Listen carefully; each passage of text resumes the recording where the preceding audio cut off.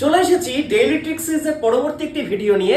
আজকের এই ভিডিওটা স্ট্যাটিস্টিক্স এর একটি কোয়েশ্চেন নিয়ে, যে কোয়েশ্চেনগুলো তোমরা আজকাল আরআরবি তে সব সময় দেখতে পাও, এখন এসএসসি তেও দিচ্ছে। দেখো কি বলেছে কোয়েশ্চেনে, ভেরিয়েন্স অফ 17 অবজারভেশন হলো 16.81।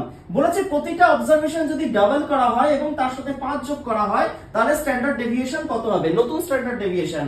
তোমরা জানো standard deviation is proportional to variance, তাই তো?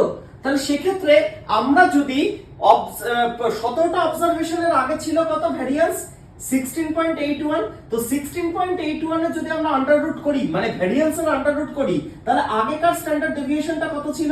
আগে 16.81 এর আন্ডার রুট করলে তোমরা জানো 4.1 আসে। তাহলে আগেকার স্ট্যান্ডার্ড ডেভিয়েশন ছিল 4.1। তাহলে এখন যদি ডাবল করা হয় তাহলে 4.1 এর ডাবল হয়ে যাবে 8.2। তাহলে 8.2 তো হলো, কিন্তু বলেছে তার সাথে আবার 5 যোগ করা হলো।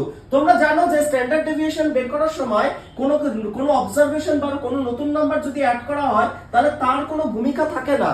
তাহলে যত পরিমাণ ডাবল করা হচ্ছে বা যত পরিমাণ কমিয়ে দেওয়া হচ্ছে ডিভাইড করে, সেই মতো করে চেঞ্জ হয়। তাহলে এক্ষেত্রে ডাবল করলে 8.2 হয়ে যাবে সঠিক উত্তর। তাহলে এখানে অপশন সি হলো কারেক্ট আনসার। আগের নলেজটাকে কাজে লাগিয়ে তোমাদের জন্য একটা হোম টাস্ক দেওয়া থাকলো, তোমরা এই 4টে অপশন দেখে বলো কোন অপশনটা সঠিক উত্তর।